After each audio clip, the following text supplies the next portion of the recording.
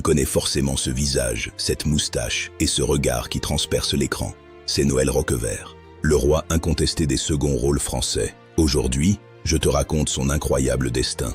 Tout commence en 1892 dans le Maine-et-Loire. Noël naît littéralement sur les planches. Ses parents sont des comédiens ambulants.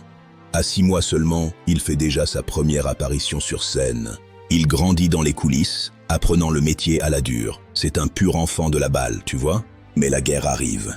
Noël devient un poilu courageux, blessé 2 fois et décoré pour sa bravoure. En 1919, il débarque à Paris. C'est là qu'il adopte son nom de scène définitif, Roquevert. Un nom qui va bientôt résonner dans toutes les salles obscures de France. Mais le cinéma met du temps à l'appeler. Il faut attendre le cinéma parlant pour que son génie explose enfin. Sa voix tonitruante devient sa marque de fabrique. C'est Henri-Georges Clouzot qui lui offre ses rôles les plus inquiétants et les plus marquants. Dans Le Corbeau, il incarne cette autorité qui fait froid dans le dos. Il est glaçant de vérité. Très vite, il devient l'image même de l'autorité. Le militaire pète sec, le bourgeois irascible. Tu l'as forcément vu dans Fan Fan la Tulipe ou Cartouche. Il est le sergent par excellence. Sa moustache impeccable et son sourcil inquisiteur suffisent à habiller l'écran.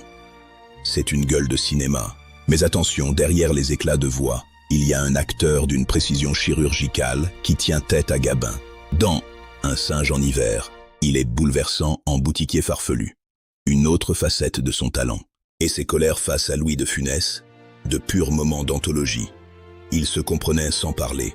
Dans Le Grand Restaurant, il joue le ministre avec une autorité naturelle qui fait mouche à chaque fois. En dehors des plateaux, Noël est un homme simple. Sa passion, la chasse. Il refusait des films pour ne pas rater l'ouverture. Pendant 45 ans, il a partagé sa vie avec Paulette Noiseux. Un couple solide, loin des scandales. Car derrière l'image de la vieille ganache se cachait une sensibilité rare que seuls ses amis connaissaient.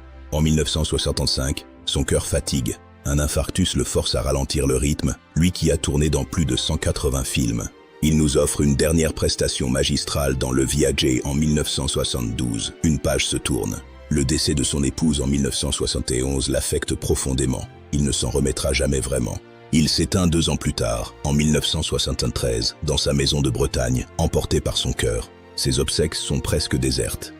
Seul son ami fidèle, Henri Crémieux, est là pour lui dire adieu. Aujourd'hui, il reste le symbole d'un cinéma de caractère, où chaque apparition était un événement.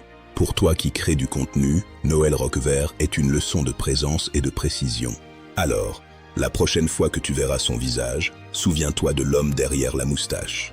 Merci d'avoir suivi cette épopée. Abonne-toi pour ne rater aucun destin légendaire. Salut!